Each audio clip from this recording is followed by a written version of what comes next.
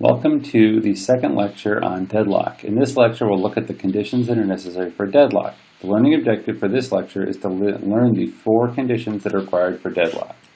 Let's learn about the 4 conditions for deadlock. The first condition is mutual exclusion. This means that a resource can only be acquired by one thread at a time and it must be non-shareable. For example, a lock. When one thread acquires a lock, no other thread can hold the lock.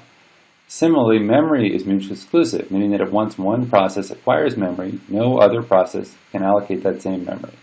The second condition is hold and wait. This means that there must be a processor thread holding a resource and waiting for another one. For example, suppose a thread acquires one lock and then tries to acquire another lock that's not available. This will cause hold and wait. The third condition is no preemption. This means that once a thread or a process has a resource, it can't be taken away by the system. Locks have this property. Once you give a lock to a thread, you can't take it away. The reason is that it might be in the middle of modifying some data structure, and if you take it away, the data structure would be left in an inconsistent state. Similarly, you can't just take memory away from a process because you'll lose the data that's stored in that memory.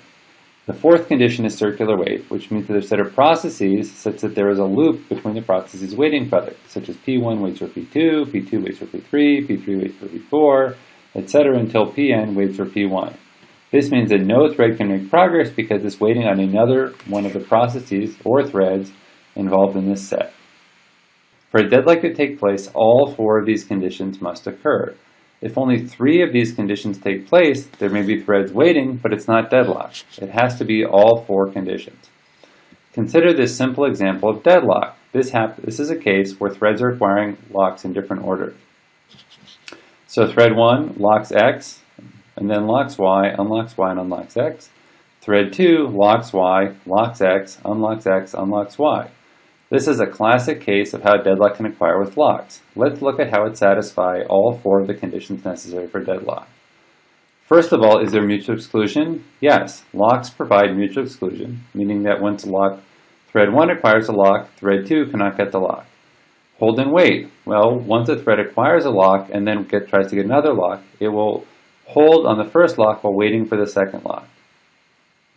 No preemption. Again, locks are not preemptible, so once a thread has acquired a lock, you can't force it to release the lock safely, so we have no preemption. And finally, we have circular wait, because the first thread is waiting for a lock the second thread is holding, and the second thread is waiting for a lock the first thread is holding. This is the classic example of how deadlock can happen with locks, which is acquiring locks out of order. However, locks are not the only resource that can cause deadlock to happen in computer systems. Any kind of resource that can be acquired can cause a deadlock. Consider the case of message passing, where a thread can send messages or wait to receive a message. If a thread is waiting to receive a message before sending a message, then it might be considered a case of hold and wait and can lead to deadlock. Similarly, allocating any kind of resource, such as allocating memory or allocating a device to a particular thread, can cause deadlock. Whenever one thread is holding some resources while waiting to allocate more resources, this means that we have a hold and wait situation going on, and if we end up with a circular pattern of hold and wait, we can end up with deadlock.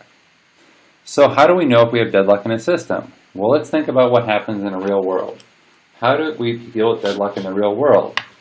Well, in the real world, if we have deadlock, we can find out about it because we end up sitting there for a long time. And how do we get out of it? Well, typically we have rules that prevent gridlock from happening with cars. So we have rules like never block an intersection. If a car never blocks an intersection, we'll never have deadlock. And if you do block an intersection, you have to back up if you find yourself in the intersection. Backing up in a way is a preemption because it means you're getting out of waiting for something when you were waiting. Never blocking an intersection means no hold and wait, because in the gridlock case, your holding is blocking another intersection and you're waiting to go forwards. So why does this work in the real world? Well, as I said, we're breaking the wait-for relationship, so we no longer have a circular wait. And this shows that one of the key problems with deadlock is refusing to release a resource while waiting for something else. This is the end of Unit 2 on deadlock. Please take the second quiz before watching the next video.